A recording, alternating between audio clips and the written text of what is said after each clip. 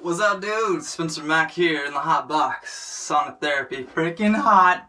Sweating it all out. This also triggers even more growth hormone spike post-training. So I like to train and get in here, help circulate the energy, get out any unnecessary tension, as well as help remove lactic acid, so on and so forth.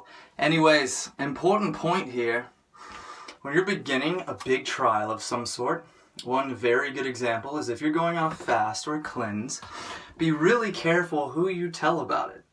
Granted, always have good support. Have somebody there to support you who knows what's going on, who's been there before.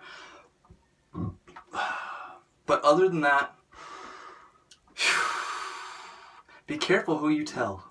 I remember I went on this long-term juice fast. I was lost, wanted to freaking be found, figure out why I was here, what I was doing, and that was like the last thing. I was like, okay, I'm gonna dive in like this. And I was like 14 days in, no, 12 days in, doing really good, nothing but juice 3 times a day. Went like fruit juice, vegetable juice,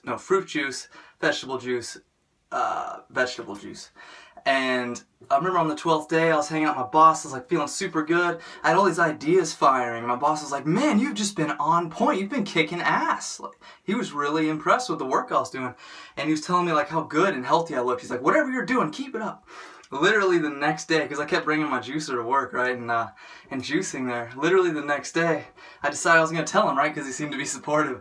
And right after he knew what I was doing, oh, I thought you were looking like ill or scrawny or sickly. He started having all these negative adjectives to describe my state of health.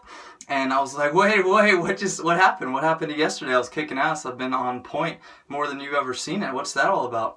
And the thing is there's a lot of fear. It's the fear of death is what it is. The fear of death and other people thinking if you're not going to eat, you're going to die, you're going to starve, you're going to damage yourself, which I can understand, right? Improper fasting, without the proper nutrients, you can definitely damage yourself. I wouldn't do the protocol that I did that time. Again, I ended up doing it for 43 days. Got super skinny. But my point is how easily it changed his perspective on my health due to his own fears.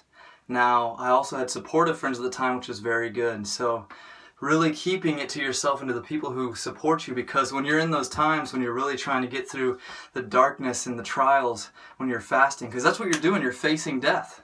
This fear that comes up in everybody when you talk about not eating, that's the fear of death. It's one of our closest ways to look at it. It's really what we start feeling when we don't eat. It's the fear behind all fears. It's basically the sum of all fears. Everything we fear is some kind of death, some kind of loss of the ego, of wealth, of health, of a relationship. We fear death in all those ways. So if you don't have supportive people around you when you're going through that and you're hitting these lows and you're about to digest some story, some fear, and reach a higher level of faith, once you get through those rolls and you reach a higher level of health, you have more faith in life, more faith understanding that you don't need all of these things to live. And when you realize how little you need to live to really thrive, I'm not talking about survive, but to thrive, just the right amount, it's not that much. And it's a lot easier to come by in the sense of you can manage finding a meal throughout the day, finding the nutrition you need. And there's some kind of deep level of peace, of comfort that comes from knowing that you need a lot less. We subconsciously don't really understand how insecure we feel from the fact that we have to go to the store every few days. Like from the fact that if all transportation was to shut down, your store would be empty in 3 days. You can't grow food that fast. We may not think about it consciously, but trust me, it's there. It's there subconsciously.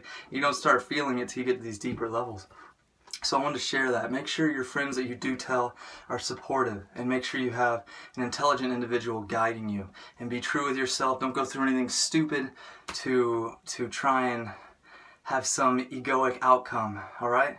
Be patient and take your time. I find it much more beneficial to slowly go into these things than intense cleanses. That's why I adapted the lifestyle I have. Awesome. Lots of love. Any questions, post them. Best blessings to you guys. Peace.